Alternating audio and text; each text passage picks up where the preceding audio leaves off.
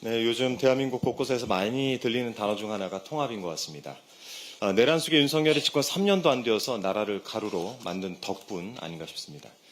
이런 상태를 더는 지속해서는 안 된다는 국민의 걱정스러운 마음이 곳곳에서 분출하고 있는 것입니다. 더불어민주당 또한 이런 우려에 깊이 공감하면서 통합과 연대를 위한 노력을 계속해 나가도록 하겠습니다. 그런데 일각에서는 국민 통합은커녕 갈라치기를 시도하는 자들이 활개를 치고 있습니다. 지난 5일 국민의힘 권영세 비상대책위원장이 경북 경주에서 열린 기초의원 연수 행사에서 이런 말을 했다고 합니다.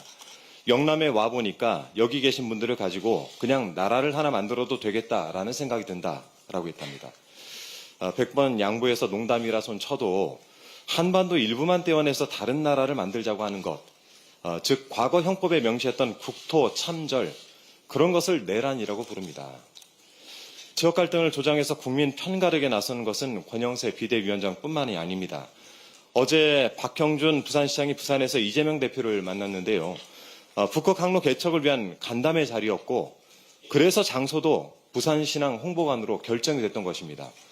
애초에 만나서 논의하기로 한 의제가 북극 항로였던 것인데 박형준 시장은 갑자기 부산 민심을 외면했다는 등 뚱딴지 같은 소리 나면서 조악한 언론 플레이를 했습니다.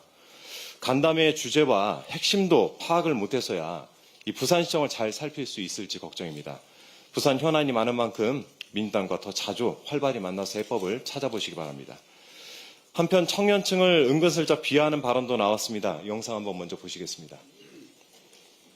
제2의 국민혁명, 흔히 4.19 혁명처럼 일어납니다. 엄청난 유혈 사태 일어날 수 있다고 저는 예상해요. 왜냐하면 전환기는 나이가 들어서 그래도 온유하고 절제한다는 게 있지만 2030세에 느끼는 분노는 감당이 안 됩니다. 그들은 혈기가 앞서잖아요. 그거 누가 통제해요?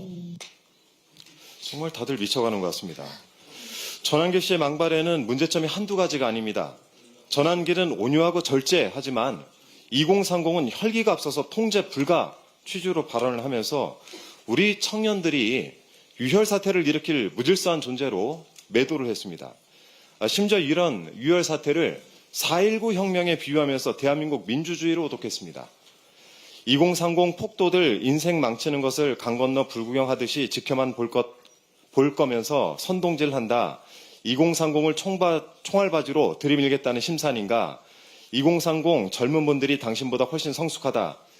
이런 분노에 찬 반응들이 댓글로 수두룩하게 달리기도 했습니다. 미래를 준비하는 청년에게 역사를 가르친다는 사람이 사상이 이렇게 분열적이고 왜곡돼서 되겠습니까? 매우 규탄스럽고 우려스럽습니다.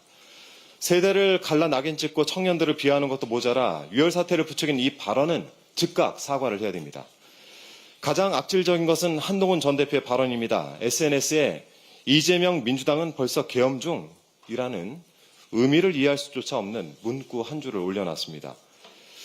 얼굴 허옇게 떠서 갈 곳 몰라 헤매던 그 내란의 밤, 국회의원도 아닌 한 전 대표를 본회의장 안으로 피하게 한 건 이재명 민주당이었고 계엄을 일으켜 한 전 대표를 체포명단에 올려 제거하려 했던 것은 형님이라고 불렀던 윤석열이었습니다. 그렇게 사리 분별을 못하니까 형님이라 불렀던 사람이 체포명단에 이름을 올린 거 아니겠습니까? 이재명 대표를 잣대 삼아 전 국민을 이 세력과 저 세력으로 편가르게 하는 후진 정치를 할 바에는 대권 도전은 접는 편이 유익해 보입니다.